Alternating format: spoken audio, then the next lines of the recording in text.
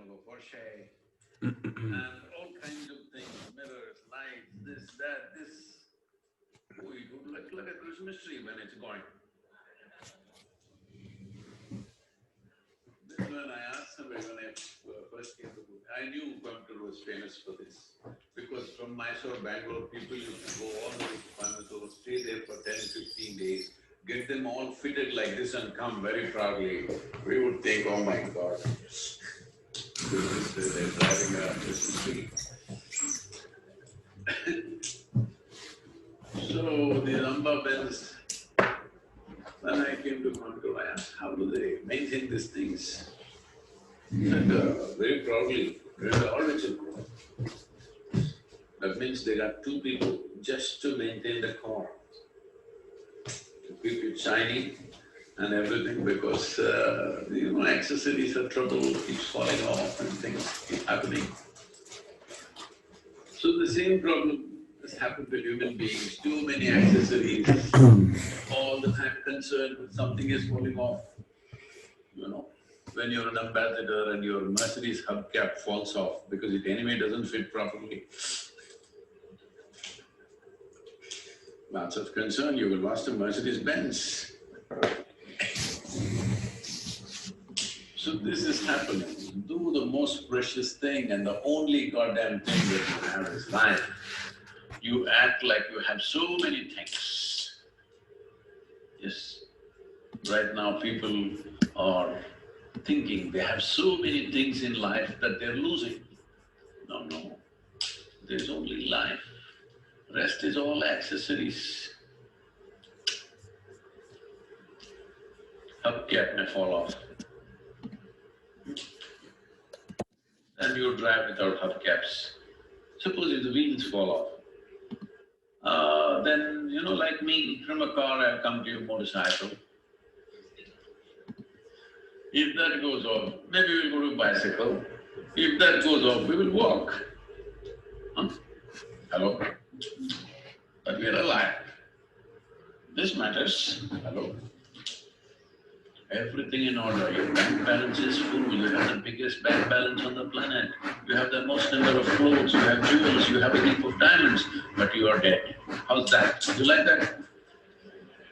Others will like it.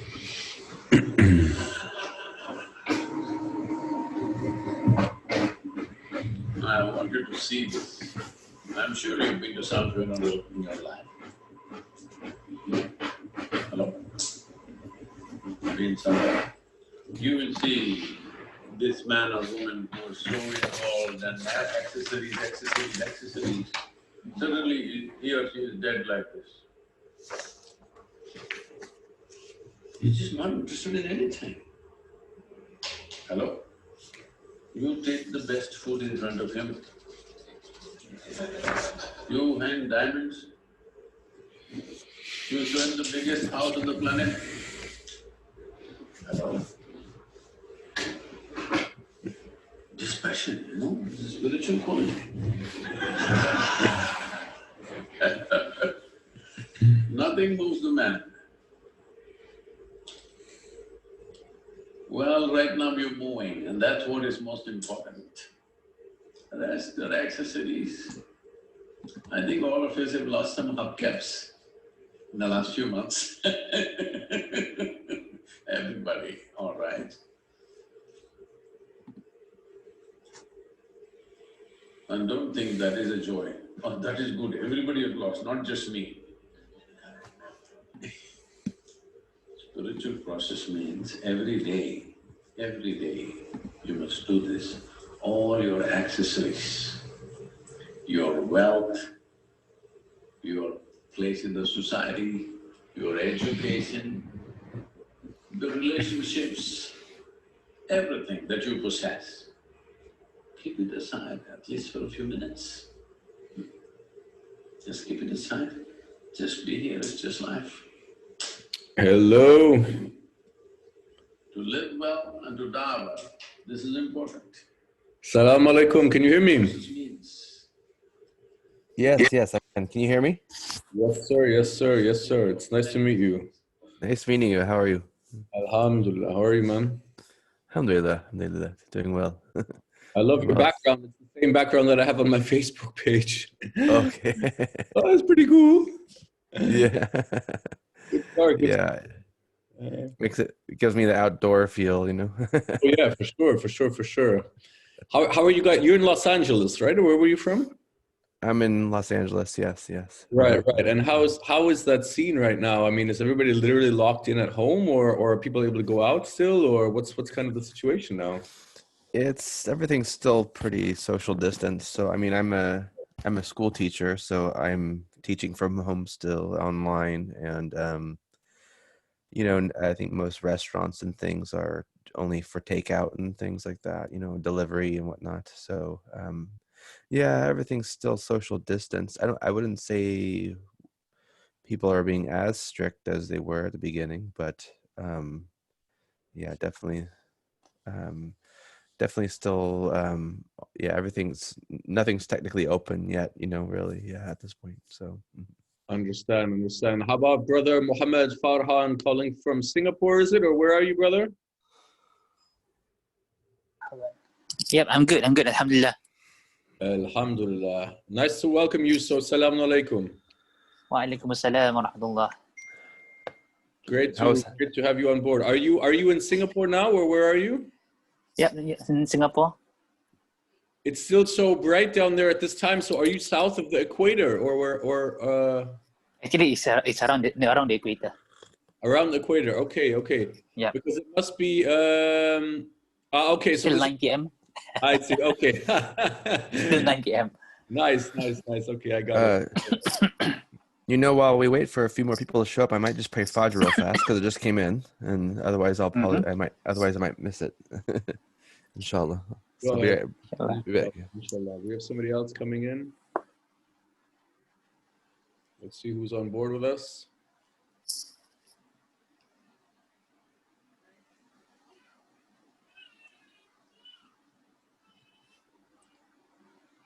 We have a Mr. Sean Skifton on board. Who is this gentleman, if I may ask? Assalamu alaikum and welcome, first of all. He's trying to connect to his audio.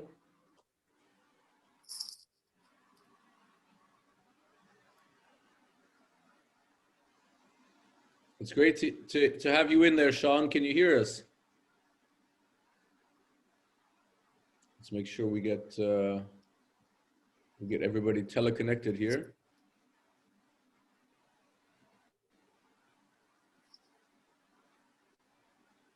I don't know if Sean can hear us right now. So, Mohammed, tell us about life in Singapore these days. How's it going? The weather is pretty unpredictable. And it's still a Maulid season, right? Sure. That's great. Yeah. But as usual, every year there's always a constant debate about it. Really? Okay. So you're debating this, yeah? Mm-hmm. No, I can't be bothered with the debates. Right. Yeah. Yeah, but I mean, I'm saying it's going to be the same old thing every year. Right. Okay. Uh-huh. I'm surprised about that, really, because I would have thought that it's very open society, Singapore, isn't it? It's very relaxed. I mean, because Singapore itself is multicultural, multiracial, even multinational, so we have quite a vast views. And I think, but sometimes probably the local Muslims, some of them might not be too open to the idea. In Southeast Asia, they are quite staunch Shafi'is. Hardcore at times. Okay. So especially when you see a Malay brother like me, who's supposedly born Shafi'i, but he doesn't practice according to Shafi'i, right? You're an alien. Yeah. I know what you mean. But that's how it is with Zaydiyya. That's how it is with Zaydiyya. It's always that way with us, Yeah. So we're always that way. So we're the aliens because there's so few of us, So that's kind of, that's just how the situation is now. Let's see how it develops in the future, inshallah. Sure, inshallah. I mean, so it's about 5 past right now, and I have both of you gentlemen on board. We were expecting quite a few others, so I would say let's probably wait. they're having problem connecting, I guess. One gentleman was having an issue to connect, but I don't have any messages from anyone else. So I don't know if people are not connecting or what the status is. But if people come to join, they're welcome to join. But I would say we start at maybe latest in a couple of minutes now. Okay. There was a guy called Sean Skifton who was trying to get in. Do you guys know this gentleman? No. Nope. Okay. So let's wait and I see. think there's a Rashid should be coming in, right? Rashid? Yeah, he said he wanted to join. Everyone basically gave me okay, except for a few, but most of them said they were going to join. But Let me just check with him. Yeah, go ahead. And go ahead. I'll have to jump off at 6 just so I can make sure my wife can pray Fajr and everything because she has the baby and everything. So. Of course. Okay. Of course, Logan. Don't worry about that. We'll clarify that. We'll be done by. It'll be a short session today because we'll be presenting. I'll really just be presenting some background on Imam Razvi, who was my teacher, and then go into a little bit about basically his influence and also the way that this course will be structured. So I did bring the syllabus that I sent you guys yesterday. I don't know who Yes. with that yet, but Yep, we did. I took a look at it. It's nice. Yeah. great. And then at the end, we'll be able to basically, I mean, if you guys are the participants, then basically you're the team. So, I'll give you guys basically the teamwork for this week. And then we can discuss that next week in the class. Okay. Sounds good. Go. All right. So normally I would have expected a few more because there were a few more contributions. Let's see if people come and join in. But people are basically, the idea was to maybe group, 2 or 3 in one team, and then every month rotate a team leader. And then at the beginning of every class, basically have that team leader present the results of the homework from the month before, excuse me. So, but I guess it'll just be the 2 of you now, so you'll have to make do. Okay, no problem. Sure, no problem. But it's great to have you on board. So Mohammed, tell us how it's going with COVID down there in Singapore. Still more or less manageable. We are supposedly coming into phase 3. I mean, in Singapore, we adopted the circuit breaker measure. That would be somewhere in April earlier this year. So Right. things are easing up, but of course, there's always the concern about the second wave coming in. Right. Right. So, but things are more or less getting back to normal. But as you can see, it's the new norm now. Indeed it is. Indeed, it's becoming that. So I'm very surprised how quickly the phrase "the new normal" has become normal itself. Right? Like, it's unbelievable. Like this is like hit the media like maybe 5 months ago, and now it's just like all over the world. People are using the same phrase. But I guess, I mean, true. people are still adjusting to it. People are just still adjusting to it. Businesses are having a great hit. Even businesses have been running for 100 over years are now closing down. Right. Yeah. So it's quite a huge adjustment. Absolutely. I mean, we see the same in Europe. Traditional like car manufacturers here in Germany. Traditional sub-supplier parts like Continental and those guys. They're having trouble. A lot of the tourism industry is breaking down. All of the airlines had to be supported, whether Lufthansa or Alitalia or Air France. They all had to be kind of propped up by their governments and those kind of things. And so it's certainly been a global economy crisis, I would say, almost as much as it's been a health crisis. It's been an economy crisis. So it's Yep, indeed. certainly a special time in world history, guys. But why don't we get some introductions here going on? So I don't know whom to start with. Maybe Mohammed, you want to tell us a little bit about yourself, just in a couple of words? Okay, basically, in brief, I'm a financial planner. I've been in the line for about almost 10 years now. I recently completed my diploma in Islamic Studies or Sharia law earlier this year. So that actually allowed me. I mean, although the college that I studied in is often dubbed as Salafi leaning, but as an educational institution, it is always open to ideas, different discussions. And my lecturers recognize that I'm more inclined to the Hanafi school. So that's where when we did comparative madhab, it's quite interesting because you get all the views in. More importantly, understanding the usul actually helped broaden my mind. And the module on philosophy actually, wow. So you start to explore the thinkings like the Mu'tazila and all. So it's always interesting to have an open mind to explore the different views, why they supposedly died out, or how is it that they've been able to sustain all these years. Right. And like you were saying in the summary, I mean, well, how would a contemporary Zaydi actually evolve in the current times? I think that would be interesting. Exactly. That's why we're here. Exactly for that reason, Mohammed. So great to have you on board. Thank you very much. Logan, you wanna go ahead? It is Logan, right? Correct? Yeah, Logan, correct. Yeah. Mm-hmm. All right, Logan. So go for it. Yeah, like Wolverine, you know. Love it. X-Men, yeah. Just like that. Yeah.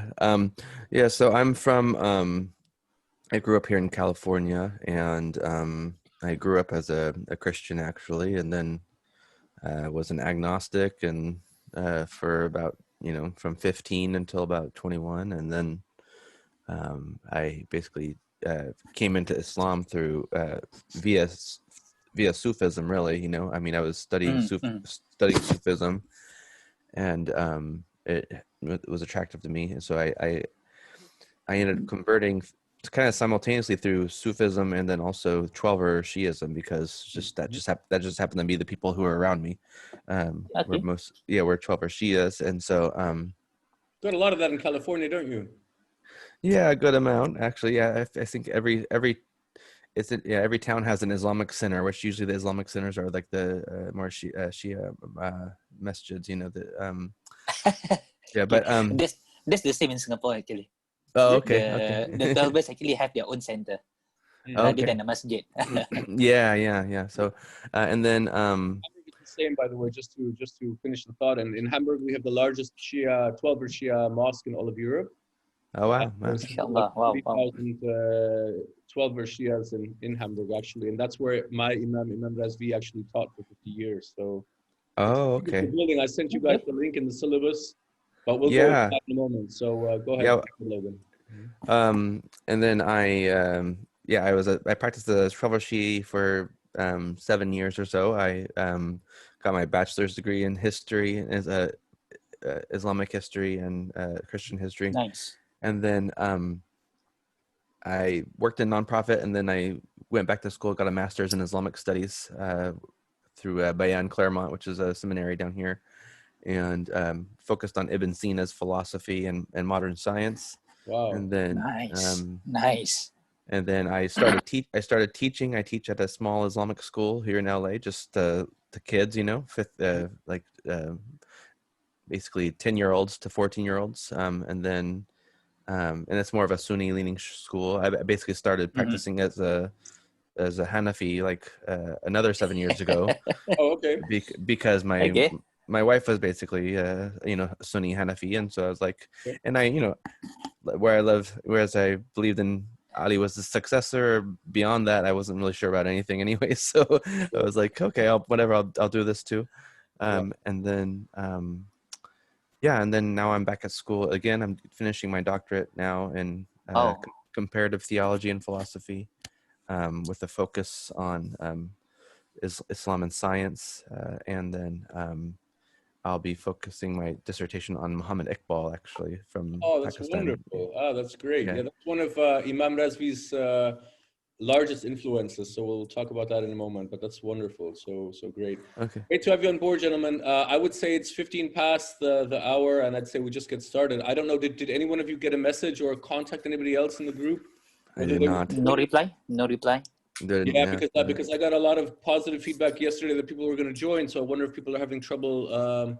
I'll just put in a post and a link, just to quickly mention it, but just to see what people are up to. But theoretically, we should get started now. So let me just let me just drop a quick note. We started 15 minutes ago in case of connection problems. Please PM. We are starting for real now. Smiley. Okay. Inshallah. There we go. All right, guys, let's get started. Bismillahirrahmanirrahim. So it's great to welcome you to the very first e-Hawza Zaydiyya class. I think you all know the origin. I don't need to mention much of that. There was a very spontaneous question actually asked by Rashid whether anybody knew of one, and I just kind of went, okay, well, let's start one. I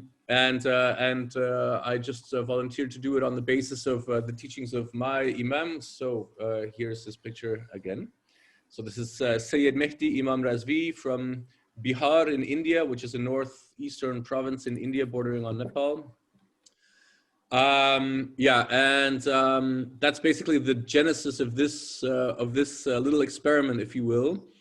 And the idea was, the way that I kind of thought about this is that we can just meet, you know, like this basically every first Sunday of the month. So the class is basically, you know, if you guys want to book that as maybe a series appointment in your calendars, then we can meet basically the first Sunday of each month.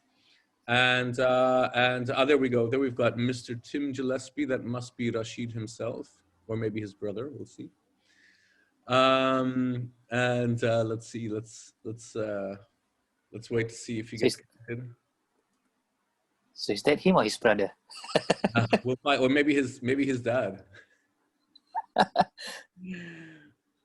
Mr. Tim Rashid Gillespie, can you hear us? He's connecting. Let's see what happens. But anyway, so just to proceed, and we hope to get Tim online in a moment. But let's see. Do we have any? Are there limitations on the? Why would there be, right? Just trying to see if we can. Is Tim connected? Tim, are you connected? Can you hear us?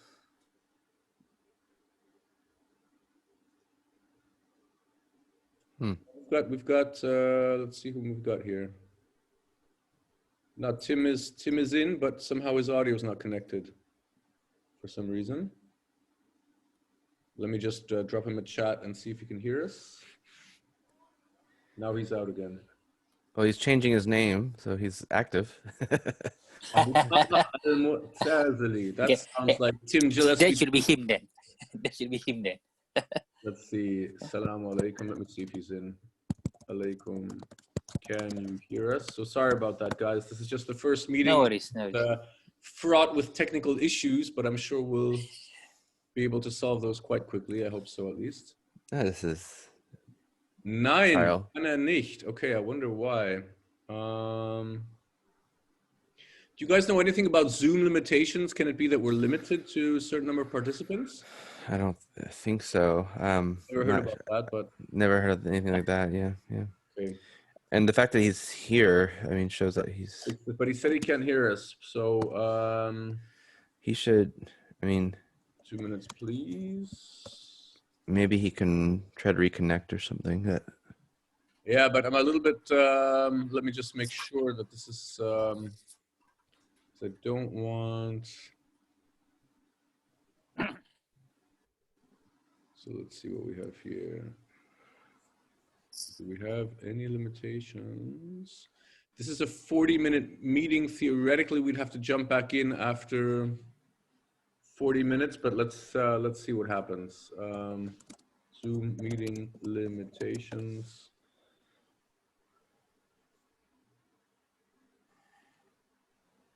Yeah, but it does say 3 or more total participants, so it does sound like we can have as many participants for this plan as we want, so that shouldn't be the issue. Yeah, exactly. So everybody should be able to get in. So, okay, he can hear us now. Okay, no problem. Kein Problem, lieber Abu Talhat. Aber mach doch dein Mikro mal an. Can you please switch on your mic briefly? Switch, okay. Yes. Okay, can you hear us? Assalamu alaikum, I'm here. Alaikum salam. Alaikum salam. Welcome. Nice to have you on board. Okay, great. We've got 4 of us. As I mentioned, we'll have to probably skip out of this call in about 15 minutes and jump back on the same link, okay?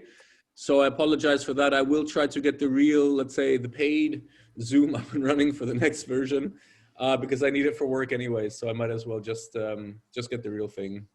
I'm starting to discover that I'm going to need it more and more in this global situation. So Abu Talha, nice to have you on board. Do you want to very, very quickly present yourself, please, so we can just do the intros like we did with everyone else?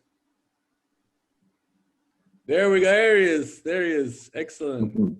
Okay. You look great. You look like you're lying down. Can you hear us? Yeah, I'm here. I'm here. Okay, good. Excellent. What's Okay. up? Where are you from? I'm from America, but I've been living in the UK for the last 7 years. Okay, wow. All right. So, welcome aboard. You want to say a couple of words, or shall we just jump straight in? Let's just jump in. Okay. I'm okay. All right. All right. Nice to have you on board, Rashid. Thank you. Just as I was saying before, basically the way that today's session is going to go, I sent you guys all the syllabus. So I'm sure you have it in front of you. You printed it out and studied it profusely, perhaps memorizing important passages. No, just kidding. So the way that today's class is going to go is I'm just going to present a little bit about my Imam, my Zaydi Imam, Seyyed Mehdi Imam Razvi, who is from Bihar in northeastern India. And basically he, with his family he was born in 1930. I think it says 1950 on the syllabus, so I apologize for that. It should say 1930. And basically during partition with his family, they immigrated to Pakistan. And the interesting story about this is that he was actually part of a kind of an upper class bureaucratic family within the British Empire, still the last vestiges of the British Empire. So he spoke quite impeccable colonial English and also had a very kind of, I would almost say, British sense of humor and diplomacy in the way that he spoke, which unfortunately is very difficult to communicate, you know, in the course of this class. But certainly it was wonderful to just go into debates with him and just listen to his language and listen to him speak and the way that he would formulate things so eloquently and at the same time in a very, very funny and a diplomatic manner. So that's his background. In partition, they moved to Pakistan with a family. They were forced to migrate basically. And there he studied fiqh and Islamic studies. Actually, he studied to the point of reaching the level of judge as a Sharia judge, so to speak, in Pakistan after the nation had been grounded by Ali Jinnah, and essentially practiced as a judge for a few years. And then on some kind of transcontinental train, he met what he described to me as a beautiful young blonde lady from Hamburg, Germany, who eventually he thought, okay, she must be a goddess, even though I'm Muslim, but somehow she must be a goddess. And so they fell in love and basically got married and moved to Hamburg, Germany. And that's how she ends up, or they end up here, right? And so there he teaches at the Imam Ali Mosque, which is the largest Shia mosque in all of Europe, actually, as I was just mentioning. Here in Hamburg, Germany, there are about 40,000 12er Shia practitioners here in Hamburg, not counting a small, but we hope certainly dynamic Zaydi and Mutazili population here in Hamburg. Left over from the vestiges of Imam Razvi's teachings, who was both a Zaydi and a Mutazili, so we'll get back into that in a moment, how that can be possible. And a Sufi as well. So that's all the levels, okay? And yeah, so basically he teaches at the Imam Ali Mosque for, you know, over 50 years. And at the same time, he's going around grounding what became the first pluralistic Academy of World Religions at a German university here in Hamburg as well. So he grounded that with some of the professors because he actually worked as a professor at the university. He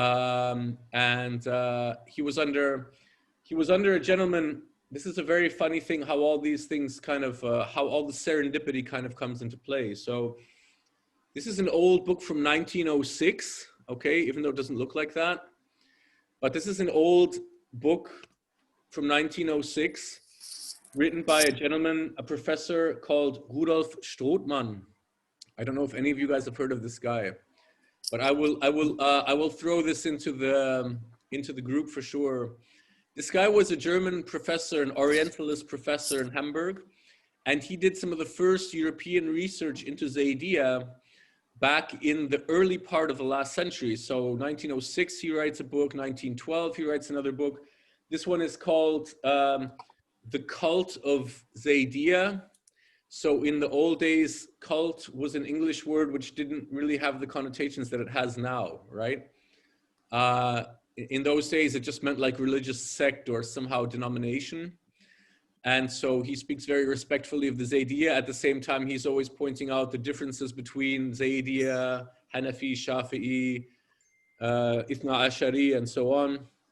So, you know, he's getting very, very detailed into that in his work. And actually, Imam Razvi ended up working as a somewhat of a junior professor then for Rudolf Strothmann. So it's a funny thing that a Zaydi from India would end up taking classes from the Zaydi professor in Hamburg, actually. And so this tradition continued, and now his student, Sheikha Halima Krausen, who's a German lady who was basically the main disciple of Imam Razvi, she's now teaching also as a junior professor at the university. So the continued tradition is like, actually it's more than 100 years, which is, if you think about it, you know, at a Western university, having a Zaydi curriculum for more than 100 years is kind of crazy, okay? So, but that just goes to show you a little bit of Allah's will, of course, a little bit of serendipity perhaps, and that's how these things happen, yeah? So that's a little bit about the influence. What else can I tell you? So Imam Razvi himself, he never wrote a book. He always said, my students are my books. That was his saying. But a couple of his students did write books. So I linked these actually in the group. So this is Entdeckungsreisen im Quran. Technically, it has his name on it as the author, but in fact, it was Halima and Sheikha Halima and Pia Köppel who wrote this, two lady students of his, whom he brought to the level of mujtahid. Actually, he you know, basically left behind some mujtahids here in Hamburg to continue the tradition. I have done some mujtahid with, some ijtihad with Imam Razvi as well. Yeah, I didn't introduce myself. I will get to that later. And this is another book of his that he didn't write it himself. It was kind of written for him or by one of his students. And basically it's with a Christian evangelical pastor called Horst Georg Pühlmann. And this guy basically, you know, one of the things that Imam Razvi was really into, especially in the West, because he was, you know, based in the West, and he always felt that Zaydiyya has to be very contextualized to the area and to the times in which we're in. So this is maybe one of the main key elements of the teachings of Imam Razvi, and I would say it's quite consistent with other teachings of Zaydiyya, as I found. That Zaydi principle means that you follow your local imam to the extent possible, if you have one, if you find one, and or the imam that speaks to your heart somehow, so somehow, you know, is calling you to follow him, and that's a living imam, and that's a Seyyed of the Prophet Muhammad sallallahu alaihi wasallam, and it's also a gentleman who would, you know, take that responsibility, let's say that burden, on his shoulders, because of course not every Seyyed is going to be an imam, nor even necessarily be religious. There are many different Seyeds all over the world. For those of you who, you know, maybe pay a little bit of attention to that, you know, certainly you'll find Seyeds in every corner, but that doesn't mean they're necessarily practicing Islam. Of course, you know, usually they are Muslim, you know, still connected with Islam in some way. Many are practicing, many are devout, no question. In Iran, you know, the Ithna Ashari like to wear the black, you know, turban when they want to be part of the theological caste and somehow receive recognition for being Seyyed. Let's hope that they're good Seyyed even when they wear the black turban. So, you know, we see them here in Hamburg. We know them. So, you know, definitely, Sayyids are definitely a very important part of the Islamic society without question, but also the king's family in Jordan are Hashemite, okay? So they're Seyyed, I'm sure you're all aware of that at this level, following the chats as I have been in the Zaydi group for a few months now. So anyway, so he's a Seyyed that did take the responsibility to kind of let himself be recognized as the Zaydi Imam for Hamburg and Germany, and for anyone who really was listening to that call. So that's his, let's say, qualification for being there. And of course, having studied and thoroughly, you know, having a full studious background in Islamic fiqh to the point of being a judge, right? As we were mentioning, he was a practicing judge in Pakistan for Sharia prior to meeting his wife and moving to Germany, okay? So what else is interesting is that Imam Razvi, you know, he's also Chishti Sufi, okay, and he's a sheikh, so he's allowed to initiate. You know, he initiated me. He gave me my awrad, and which are all ayat from the Quran. You know, that's how the Chishti work, at least on a certain level. That's how they work. So I've got my awrad. You know, when I'm not being lazy, I actually practice them. And essentially, he's also initiated into Naqshbandiya, Suhrawardiya, and Qadiriyya, to name a few. Okay, so he's really, this gentleman, this guy's really practicing Sufism, and he's also the way that he would say it is he would say, "I'm Zaydi in fiqh, I'm Mu'tazili in kalam, okay, and I'm Sufi in irfaniya, if you want to call it that, okay." So in mysticism or in gnosis, he's calling himself Sufi, okay? So, you know, we can have all kinds of debates, you know, what is the boundary between fiqh and kalam? You know, where does the one end, where does the other begin? Is Mu'tazila actually a form of fiqh? I'm very interested maybe at some point to hear from Abu Talha about that, what his opinion is, or anyone's opinion is really about that. Personally, I consider it to be closer to a kalam, but I'm very open to all kinds of opinions about that. Really, it doesn't matter. I mean, it just, for me, it's just a question of how we're applying it every day. And one thing we'll get into today are class expectations. So what are the expectations of this class? And certainly this is a class closer to applied Zaydiyya than necessarily, you know, research into historical, you know, Zaydi opinions about, you know, whether you should wash, you know, your feet wearing the leather slippers or things like that. I mean, yes, you can look at all those things on the internet. I'm sure you can research it in your local Islamic studies library. Actually, it's funny because maybe that's why subconsciously I mentioned that example, because in Kultus der Zayditen, the book by Professor Strootman, he actually devotes something like 20 pages, an entire chapter, to taking apart, you know, 10 different Zaydi scholarly opinions, completely different, one each from the other, about how and whether you should practice wudu wearing leather slippers or not, and under what conditions. So if you really want an answer to that question, you know, feel free to refer to that work.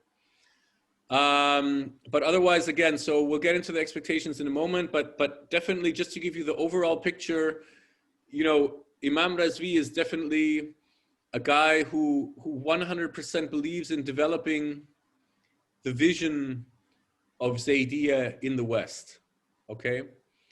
And his big takeaway, or his big thing that he's teaching us, is basically his question to me, his kind of homework for me, and it's still a homework after 8 years of his passing.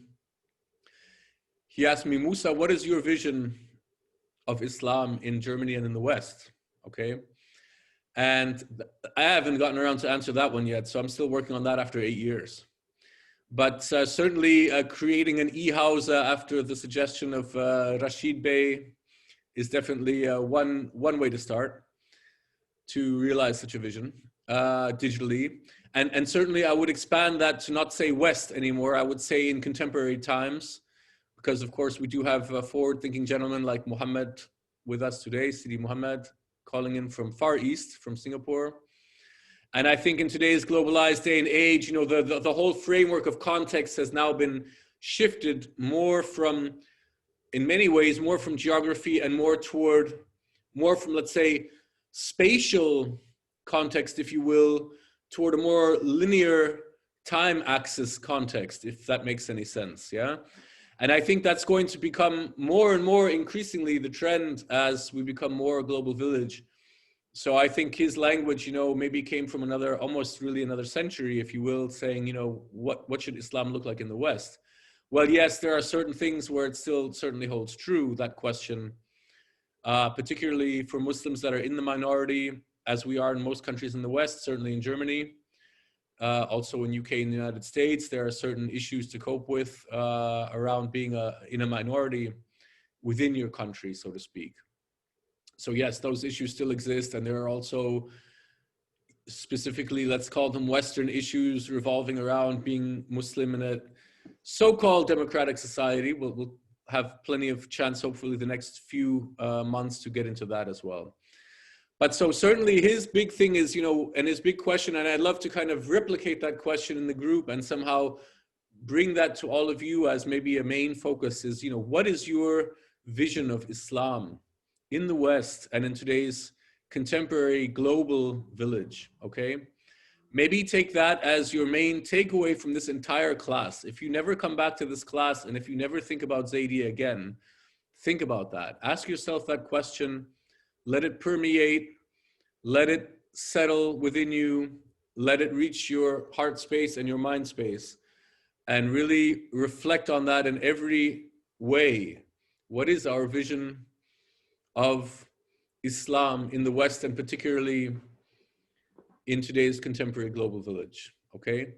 So please, that's my mission. And with that, my mission has finished. So thank you, bye. No, just kidding. Okay, so that's really important, okay? So please put some thought into that, and that will accompany us through all of our classes and all of our steps going forward, and basically everything that we try to look at together. What else can I tell you about Imam Razvi? That's quite important. Well, the interesting thing about Imam Razvi is he was an Imam also in the Ithna Ashariya mosque for the entire period, and they respected him as an Imam. And that's very interesting because, and this is before the revolution, okay? So during the time of Shah Pahlavi and after the revolution. So after 79, after the basically the revolution through Khomeini and the 12 clerics. So he was, you know, he saw both sides of that whole thing. Here's a gentleman coming in. I'm going to let him in. Another Muhammad. Always wonderful to have Muhammads joining in. So so he was basically on both sides of that. And please remember that, you know, this Shia mosque being the largest of its type for Ithna Ashari Islam in Europe, based here in Hamburg, you know, it was very, very political who was on that chair as the main guy, basically, running the show. So, you know, you had, I don't know how familiar you gentlemen are with some names from the time of the revolution, but, you know, Beheshti was here, Muttahari was here, Khatami was here for 8 years.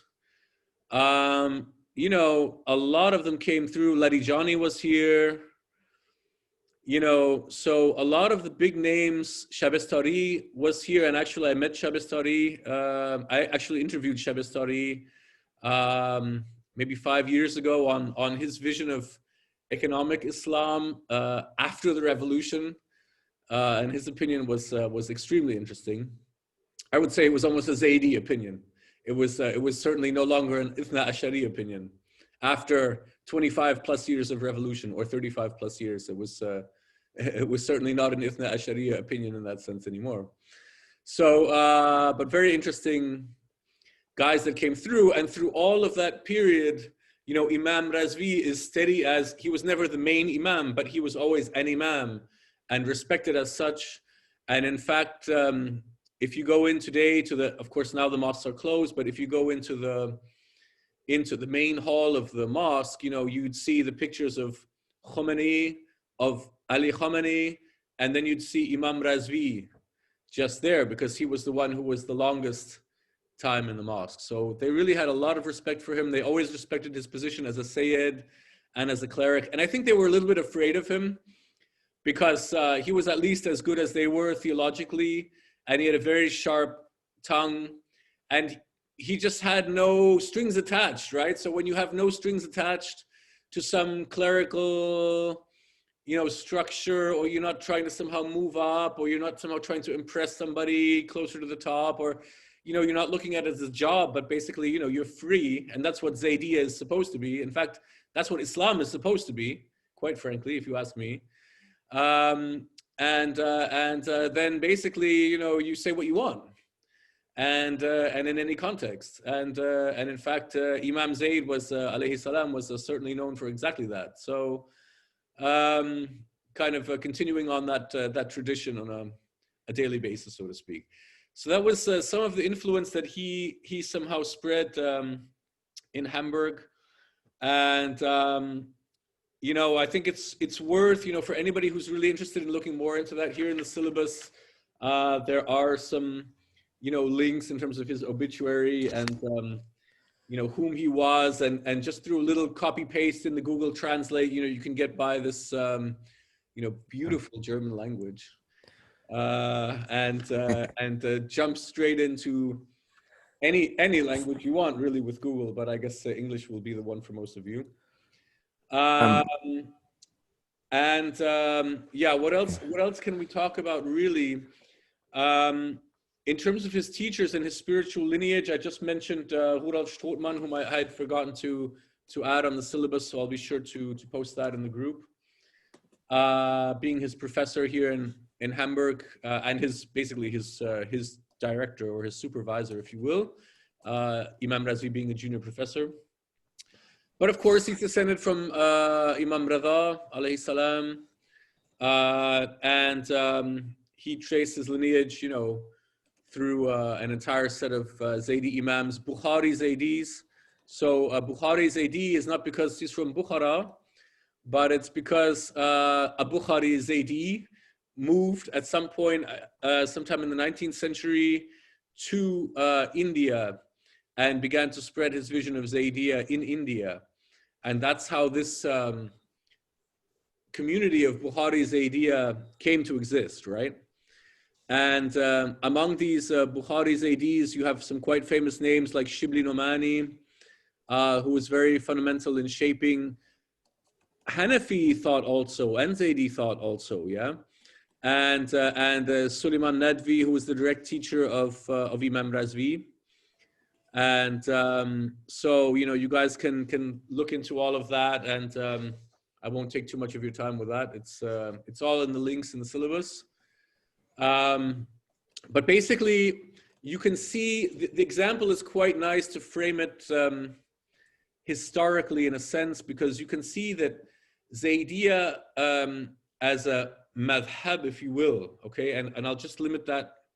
I don't like the limitation of that word madhab, but if we're going to take it as a word and apply it here, calling it a madhab, yeah, I would venture to contend that Zaydiyya is perhaps the most flexible of all of the madhahib. Why? For several reasons. And I'm very open to discuss that. You know, we'll certainly look into this again and again when we start to go into the coursework and do the homework and the material, the group work, the study work, and so on in the course of this course. But certainly, you know, one thing is because you're moving between Ahlul Sunnah and Ahlul Bayt, Ahlul Shia, okay, to a certain degree. You're claiming that there's an Imam born to every generation and that you should follow the Imam in your generation. So in other words, you're not following Muhammad al-Mahdi alayhi salam, because according to Zaydi theology, he's either not been bored or he's in occultation. So there are also different Zaydi opinions about that. But the kind of more classical one is that he hasn't been born yet, so he hasn't arrived yet. That's also the opinion of my Imam, Imam Razvi, of our Imam. But certainly, you know, so there's movement about the lineage, there's movement about whom to follow. There's a lot of motion between those different elements, Sunni and Shia elements. And there's also a lot of motion in terms of the history of how, precisely because of this, you know, find your Imam and follow him locally. You know, there's been a lot of motion in terms of how Zaydiyya has developed individually across the entire Islamic world, okay? And now starting to slowly spread into other parts of the world, such as Hamburg, UK, and the United States, okay? And wherever Muhammad is from, I see you there, Muhammad, but I hope we have a chance to hear from you as well. Feel free to introduce yourself. So one of the main characteristics of, you know, Imam Razvi's teaching is obviously he's Indian, right? He's from this group of Bukhari Zaydis that have a special context and a special timing in Islamic history. And he's propagating exactly that. He's saying Islam is for today. It's for here and now. Yes, we should go back to the past and we should get all of the precedents. We should follow first Quran. Then we should take the, you know, the hadith in as much as they still apply to today's context, okay? And that's very important because it's a differentiator from other schools of thought where hadith are valid forever, okay? And some feel that hadith are actually at the same level as Quran, yeah? And we certainly don't look at it that way in Zaydiyya, and certainly not according to the teaching of Imam Razvi, yeah? So if we go further, I'll just bypass these links here at the bottom of the page. So here you'll find links to the Islamisches Zentrum Hamburg. That's the Islamic Center Hamburg. That's the Imam Ali Mosque, basically, the largest Shia mosque in Europe. And then the one below that is the Academy of World Religions, which was the first of its type in all of Germany and which he co-founded, okay? So you're welcome to look into those. There should be English pages as well. And on the other side of the page at the top, you can see also the two books that I mentioned. So his dialogue with a Christian pastor, and a study, a very short study, really. It's about 250 pages, and it's a commentary of basically Surah 33, and the ayat are 44 to 74. So it's about 30 ayat in the Quran. And it's, you can see that it's, I'll try to open this for you. It's very, very, if you can read German, it's very, very interesting reading because you've got the Arabic, you've got Quran verses here. You can see the dual translation. It's a dialogue format. So in other words, he's with his big group of students, like 40 students, and they're all asking all kinds of questions, and he's basically giving the interpretation. So for anyone that can read German, ich weiß nicht, ob Rashid Deutsch lesen kann. Er gibt ja so gerne an. Okay. So, but anyway, so those are some works of his. My book, I just have to be very humble and yet commercial at the same time. My book is coming out probably next year, okay? And it will come out in German and in English. I hope I can do it simultaneously. He asked me, Imam Razvi asked me to write it in German first because he said that was the debt that I owed to his students. So I hope to finalize it. It's going to be about 150 to 200 pages. It's about the teaching of Imam Razvi in more detail and a lot about Zaydiyya fiqh and methodology and all that kind of juicy stuff, okay?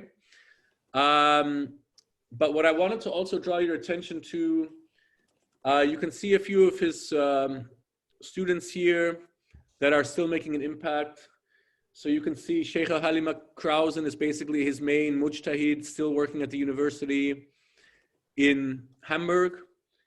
And she's got the full, you know, Ijazah basically, as does Professor Sven Kalisch, who's based in Münster. He's also a professor at the University of Münster. And he's also got the Ijazah. Unfortunately, he's not teaching Zaydiyya anymore because he's left Islam, which is kind of too sad. But I met the guy and I interviewed him for, it was crazy. We scheduled an hour and we ended up being there till past midnight. And I talked to the guy maybe 7 hours and I drove him home after that. It was like 1 in the morning by the time we got him home. But that's a very, very interesting guy. Unfortunately, hello. Unfortunately, Assalamu alaikum. Unfortunately, I couldn't convince him to come back to Islam. I tried my best. Of course, I didn't let 7 hours pass without trying to convince him to come back to Islam. But unfortunately, till now, he hasn't come back to us yet. Inshallah, that will change at some point. Katayun Amirpur was the first Islamic professor in the Academy of World Religions that Imam Razvi had created. So, and she's a great, great professor, great lady. I'm actually in the midst of a doctoral thesis with her on economics in Islam. Let's see how that turns out. That's another one of my long-term projects. So take a look at these guys. Yeah, now maybe a little bit to myself. So, you know, I basically had individual classes with Imam Razvi for a full year every Friday afternoon after midday prayers, after Jummah prayer. And everything he taught me, basically he asked me to write it down and spread it and publish it across the West. So I don't know why he gave me that task. He gave it to me. I'm doing it. Here we are. So I'm an engineer by trade. So I'm an engineer. I work in renewable energies on a daily basis. And I hope someday, well, I'm grounding my own company on the side. And I hope that someday I'll have enough lentils saved on the side to step completely into theology and spiritual sciences, inshallah. So let's see if God has that for me in this life or just in the akhirah, inshallah. We'll see. So that's me. If you have any questions more about me or any of these students, you're always welcome to ask. Now, before we get into, we only have a few minutes left. Before we finish up, are there any questions right now on Imam Razvi and his legacy, his background, anything that I can answer very quickly now? You can always ask questions later in the group. You can DM me. You can ask the question in the group. You can call me over Messenger. Absolutely no problem. Always feel free to connect. But if you have a question now, go ahead. Just real quick, I wanted to see if there's any resources for her learning more about Zaydi in India, the Zaydi Bukhari that you mentioned. Where's a good place to look to learn more about that? Yeah, you can. What I would suggest to you, honestly, Logan, is go and check out these links that I left here about his spiritual lineage. Okay. And then basically just surf, because you'll find a ton of information there. There's a lot of footnotes. There's a lot of background. And I would just start with that. Great. Perfect. Okay. And again, what I would say is that's really interesting historically. And then you have to remember and reflect the fact that, you know, as Imam Razvi was teaching, Zaydiyya is very, very context specific. So you're following your Imam in your time and in your space. So his Islam was an Islam for the West and in Hamburg in today's day and age, right? Where we're transferring from analog to digital, homo digitalis, if you will. So certainly that has a big, big impact on his teaching. But of course, please, you know, look up the Bukhari Zaydi's, you know, surfing the web. That's my recommendation. The teachers that Shibli Nomani especially, and also Suleiman Nadvi. I'm just gonna jump through a few of the axioms of today, and then I think we have 5 minutes still to go through the course structure. So before you have to jump off, because you said you had to leave in about 5 minutes, right? Yeah, that's right. Yeah. So let me just be a good timekeeper, and let's maybe actually just jump to the homework now, okay? So I think we have 5 people here, 4 students and myself. So anyway, 4 students. So anyway, the groups that I wanted to build, the team groups, were going to be teams of 4, okay? So I would just say, let's just keep one team, okay? It's a perfect team. The homework for today, or for this month, okay, let's call it the group work, the team exercise, okay, for all of you. If you're willing to do so and continue to participate, obviously, is to please contact each other through Facebook and create the group by yourselves. You know, you're welcome to use any medium you want. You can use WhatsApp, you can use Zoom, you can use anything you want, and just create your own study group. You know, feel free to CC me if you want, but I won't look in there because I want that to be your group. You know, basically go ahead and elect a team leader for the month. So it rotates every month, okay? And you know, one of you guys is going to be the team leader for the month and express kind of the results of your discussion then as the first thing we'll do in the next course, okay? So that's part of what has been written here in the syllabus in terms of the group structure. The homework for this month, or the team exercise for this month, is, do you agree with my hypothesis that Zaydiyya is maybe the most flexible and the most context related of the, let's say, acknowledged madhahib in Islam? And by that, I'm just going to limit it to the 8 madhahib of the 4 Ahl Sunnah, Ithna Ashariya, Ismaili, Zaydi, and Ibadi, Khajiri, what they're practicing, Hariji, what they're practicing in Oman. So if you look across the, let's call them 8 madhahib, if you want to add Zahiri to that, I'm fine. If you want to add Salafi, I'm also fine. I don't think it's the most flexible. I don't think Salafi will win that battle, yeah? So, but go ahead and reflect on that, please, as a group, and give some context to that. So in other words, why is it that way? Are my hypotheses that I presented to you today correct? Is there any historical evidence for that? Is there any contemporary evidence for that? Like this guy? You know, what else, and especially this guy, more importantly. Don't put too much into it, guys. If you come up with, you know, a couple of paragraphs, that's totally fine.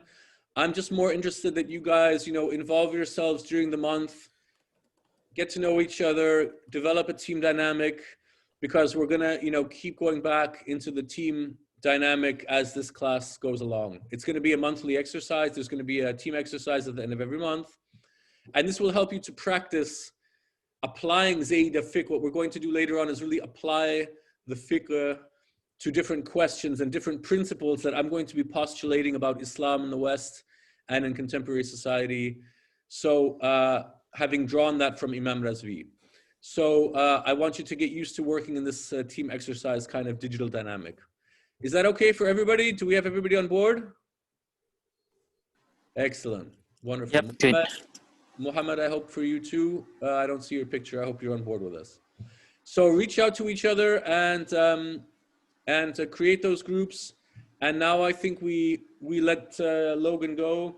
The one thing I would add for you, Logan, just very quickly, please look at these axioms right here, okay, and take a look at them. I've pretty much discussed a lot of it right now, but please have a look at them anyway. And if you other gentlemen have time, the 2 Muhammads and Rashid, I would just go through it quickly and maybe take another 10 to 15 minutes to go through that, okay? Okay, thank you very much. Thank you, Logan. Alaikum salam. See you guys. For being here. See you next month, okay? Inshallah, see you. Inshallah. Assalamu alaikum. Take care. Walaikum salam. All right. So let me present to you some of the axioms before we go into the continue with the general course structure that Imam basically developed, okay? And again, we don't necessarily need to debate this now. You're welcome to ask any questions about it, but the idea is take it with you into your team exercise, okay? And think about it from your team exercise point of view. And if you find something you want to bring into your team exercise, you know, go ahead and do that. And essentially we'll go from there. So one of the main, perhaps the main axiom of Imam Razvi is that Allah is a supra-ontological reality. Supra-ontological means before existence, after existence, above existence, below existence, within existence, without existence, okay? The precondition to existence, the final destination of existence of any kind, okay? Whether material, mental, spiritual, you know, conceived, unconceived, whatever layer of existence you wish to claim, Allah encompasses all of that and much more, okay? So that means that basically the consequence is, according to Imam Razvi, that Islam becomes an experiential reality, okay? In other words, Islam is an experience. It is not a book. It is not a set of mu'amalat. It is certainly mu'amalat belong to Islam. Certainly the Quran belongs to Islam. We don't deny that, okay? But Islam in its fundamental essence, it's a nazal, okay? It's nazal. It's revelation from the Archangel Jibreel alayhi salam to the Prophet Muhammad sallallahu alayhi wasallam over a course of 20 plus years, from which, all of which created this vibrational energy that we're still benefiting from today, okay, as Muslims, alhamdulillah, okay? So I want you to start to think about that and reflect it in your daily lives, maybe, you know, consider it, feel it, let it vibrate here and here. Certainly the entire Quran is the concrete product, if you will, the manifested product in sound and writing,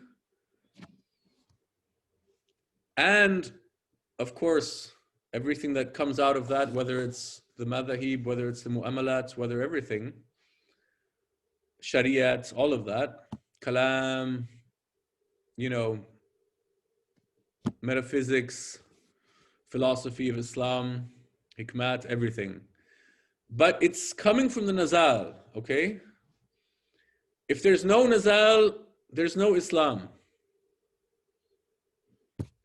And what seems to be so perfectly obvious, probably also to all of you, is something that I kind of feel tends to be forgotten or somehow neglected or somehow conveniently swept under the rug, both in our Islamic daily practice and certainly in contemporary Islamic politics, and certainly, most certainly, in those states claiming themselves to be Islamic states. Okay? Not much room for nazal in there. Okay? More likely to end up behind bars, if you even talk about it. It's true, you know? It's an unfortunate reality. So, please keep this experiential reality of Islam in mind, anyway, for the rest of your lives, is my wish, but certainly in the context of this course. Another axiom, read the Quran, and again, this comes from the same dynamic of Islam being a direct experience, okay? Read the Quran as though it were Allah revealing it directly to you. Okay, so the Quran has to make sense in your life. It has to integrate, it has to resonate, it has to vibrate. There has to be something happening within you when you read this book, or when you recite, especially when you recite the book, okay?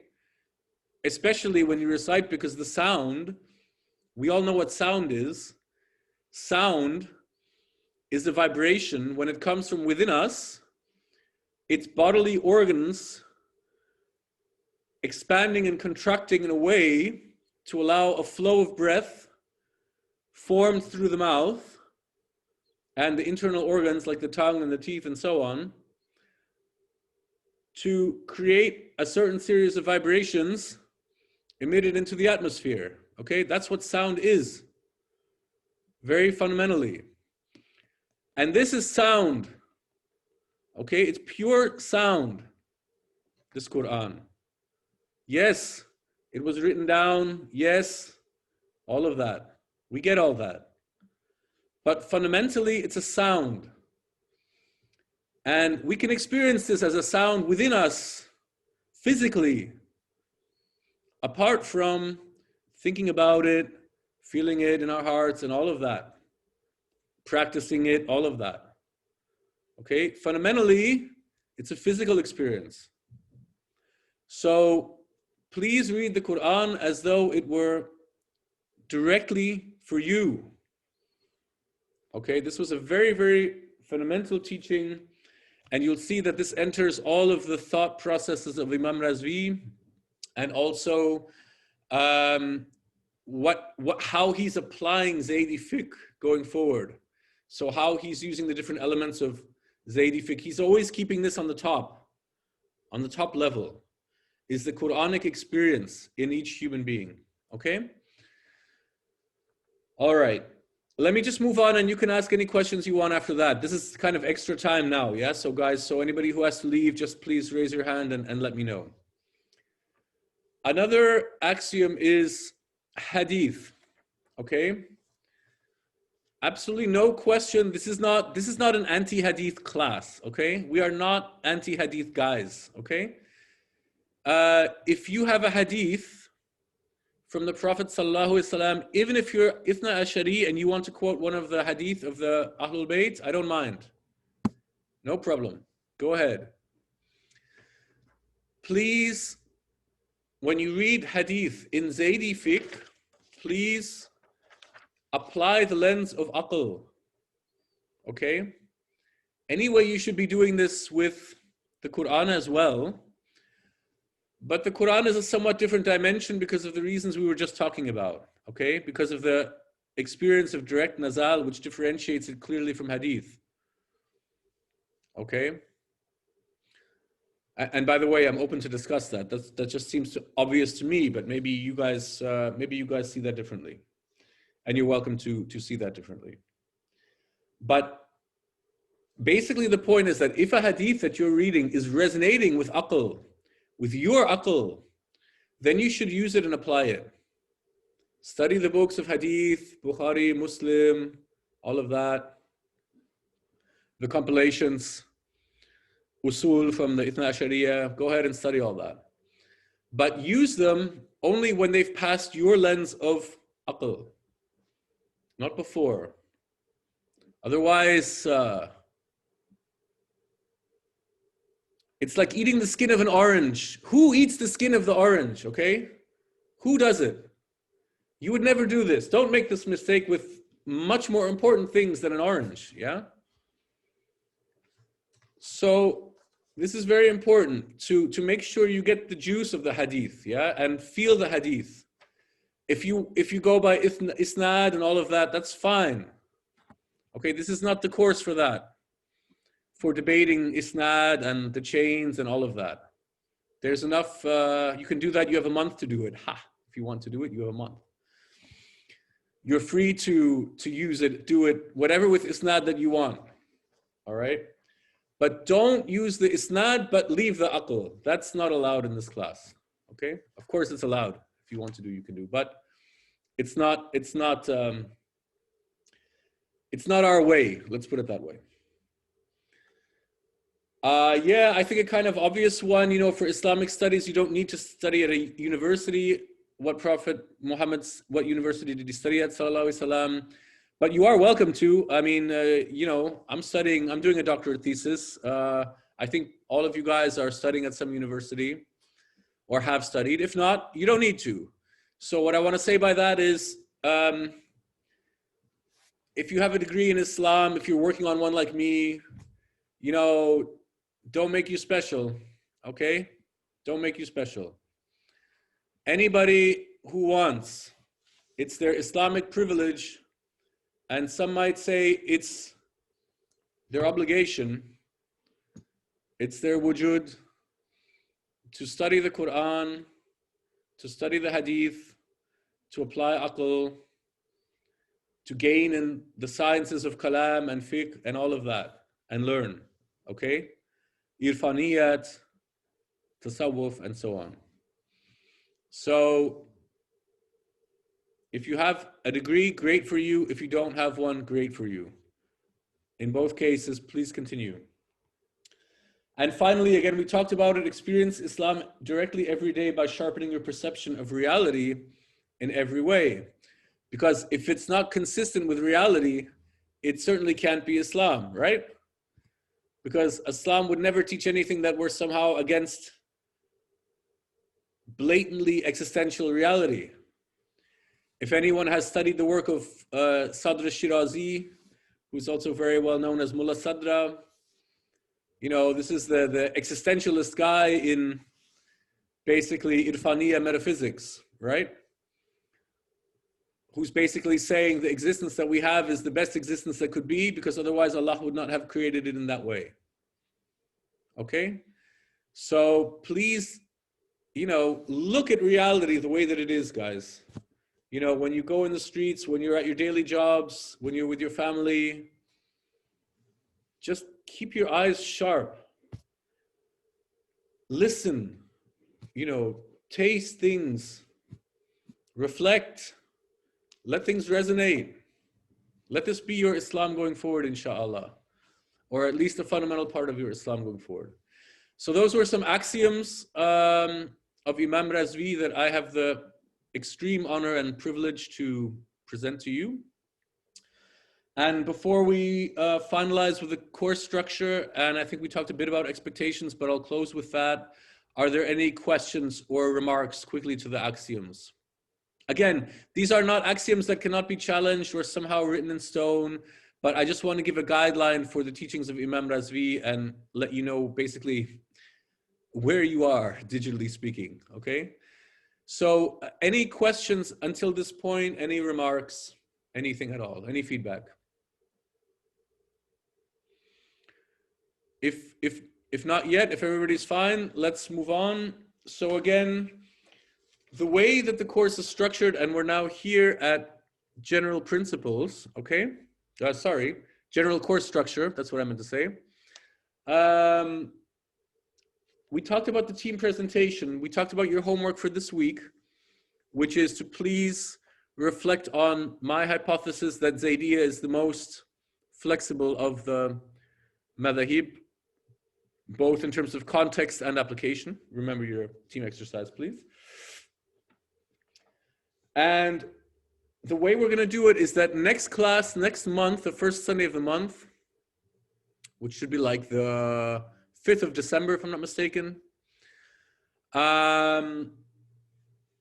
Basically, I'd like you guys, preferably one of you, to kind of lead the thing as somewhat of a team leader for that month, and you should rotate every month. But of course, you guys, anyone can join in after and, you know, express their additional thought, what have you, no problem at all.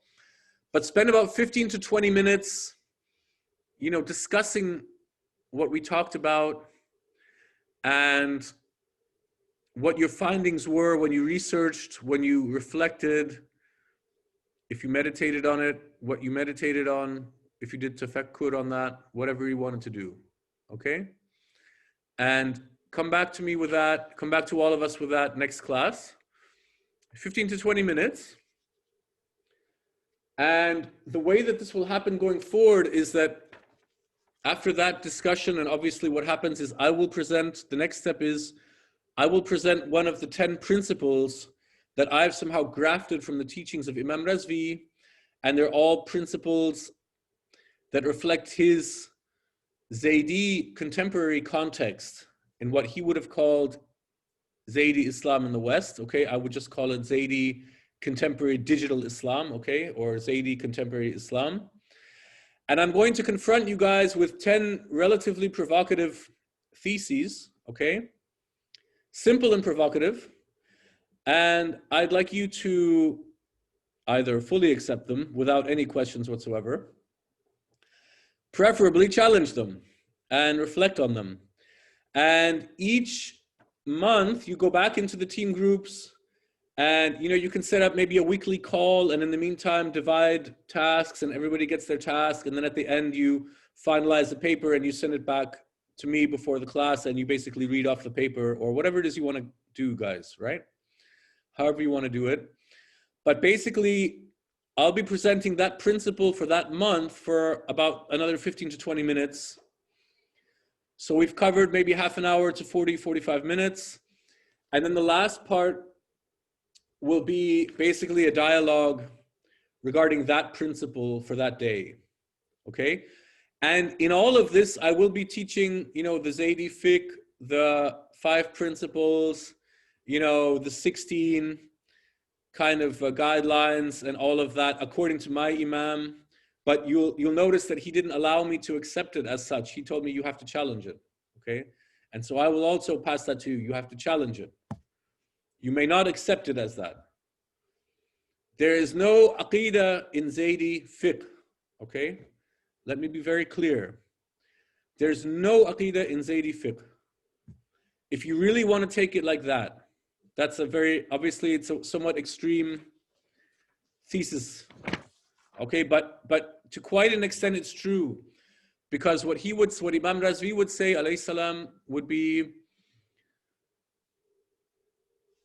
ijma, which is obviously consensus of the learned, okay? And we're going to treat it like we are practicing ijma in this class, and that is the point of the team exercise, to teach you and train you to practice ijma on a very regular basis, okay? And integrate it into your daily life, inshallah. Ijma is something that has to be redefined every generation for every Islamic postulate, including the Shahada, okay? So the way he expressed it was that if in your generation of scholars of the Islamic sciences, for whatever reason, there should be an ijma, a consensus, that would claim that La ilaha illallah Muhammadur Rasulullah should no longer be considered as a clear and obvious fact, then you drop it, okay? This goes to show you the extent of Imam's faith in both Islam and also ijma as a methodology, okay? And we will get into the Zaydi concept of ijma going forward. I will present in between, I will be presenting a lot of Zaydi fiqh and methodology. So don't worry about that. That you won't get shortchanged that, okay? But the point is, guys, apply it. You know what I mean? Apply it in your daily lives, apply it in your experiential perception of Islam on a daily basis, okay? And so that dialogue based on that principle and trying to, you know, striving, what we're doing is striving for ijma every class, okay? And during the team exercise of your group, okay? We are striving for ijma. Whether that ijma is coherent with my particular position or the position of Imamji, that's another thing. But you guys and your team strive for ijma, and when we bring it back in the group, we will also strive for ijma, inshallah. Okay? So it's a very practically applied Zaydi course that you're getting here. Finally, in addition, you know, I would like to ask you guys to write a final paper, if you will. It doesn't have to be too long, 2-3 pages, whatever you want. You can write more, of course. I haven't really decided a topic yet. Maybe we can decide a topic together during the courses going forward. And then finally, whoever participates in 10 or more of the classes will get their, you know, digital, I'll send you a digital certificate of completion so you can hang it on your wall and be proud to have taken part in the first ever global e-Hawza for Zaydi Islam. Okay, you were there when it all started. You know, when I started renewable engineering, when I was... The pioneers. I'm sorry, go ahead. It's like the pioneers. Yes, we are the pioneers. We are the... No, I'm sorry, but we are the elite, okay? It's not a joke. We are the elite. We are the elite.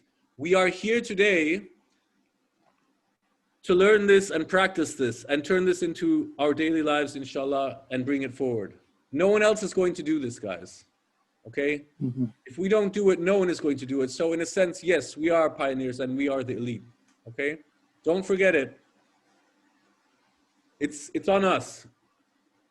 And especially if I look at what's happening in Yemen today, and if I look at what's happening in the Islamic world today, it's definitely on us.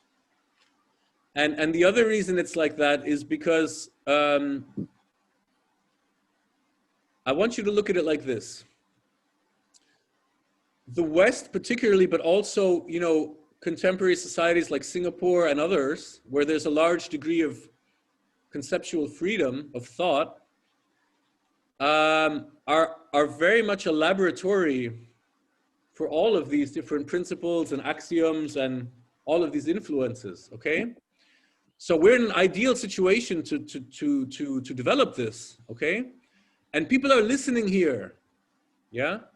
If you go to Saudi, you know, if you go to Saudi, guys, even if you go to Iran, unfortunately nowadays, yeah? Unfortunately, it's like that. Even the Zaydis in Iran are being followed, okay? And being put in jail, okay? So we're in a very, very unique and fortunate position to learn this. And if we like it, let's say if it resonates within us on all the levels, to practice it and to apply it and maybe to teach it to others going forward.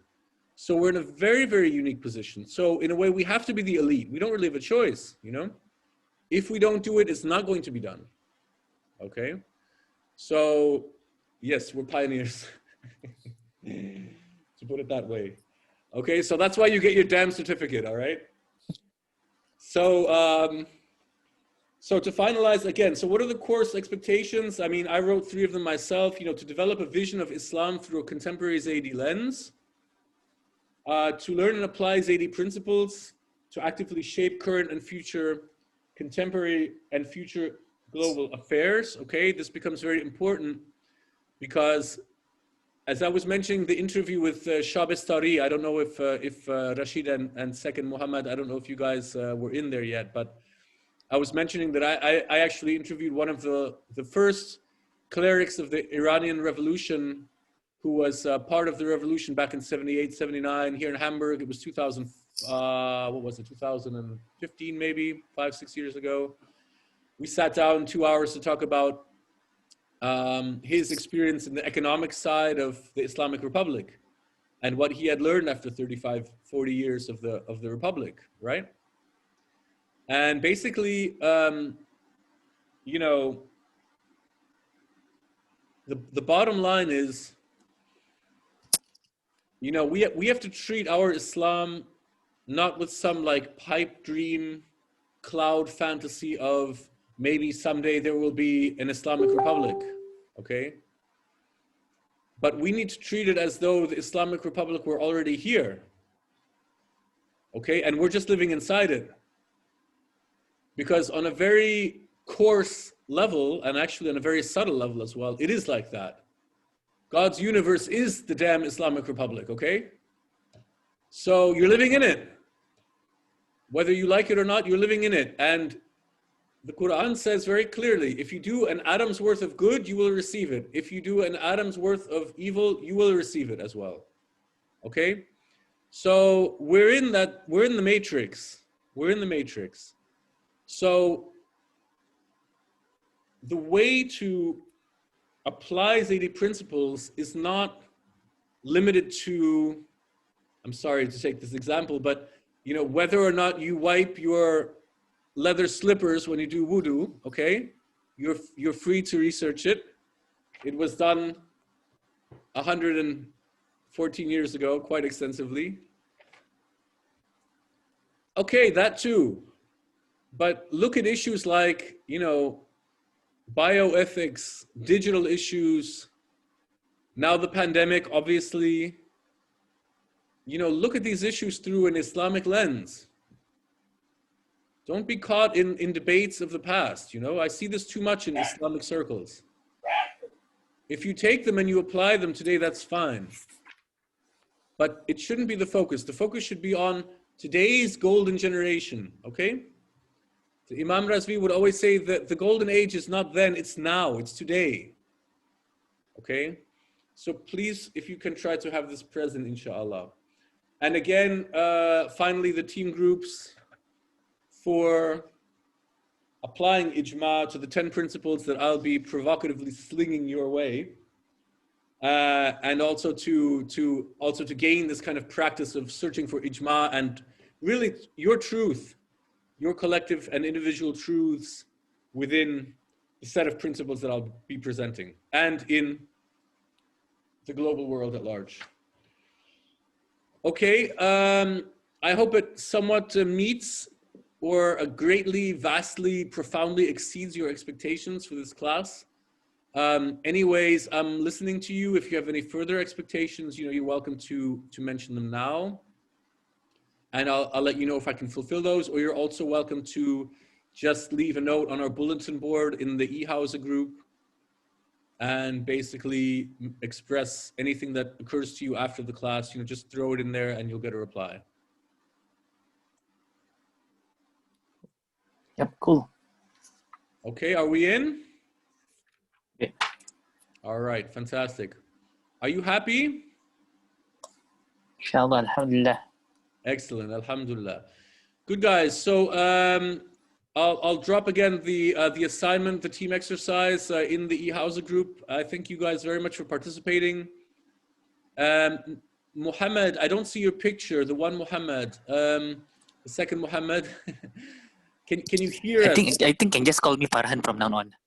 Okay, Farhan, that's perfect. Alhamdulillah, thank you. So let me just see if I can ask you to unmute. Or maybe start a chat with you. I hope you can hear us. We haven't seen you so far. Let me chat with you. But otherwise, Assalamu alaikum. Can you hear and follow us? But otherwise, again, guys, it's been a great first class. I really thank you very much for participating. And I look forward to next class on the 5th of December. And again, I'll be making a post in the e-Hawza group. Okay. Thank you again, Rashid John, for presenting this idea. It's your fault. You started this.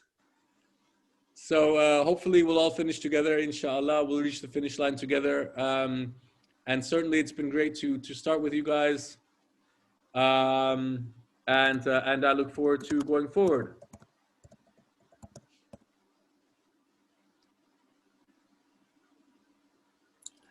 Okay, sure. Inshallah. Alhamdulillahi Rabbil Alameen. Al-Fatiha.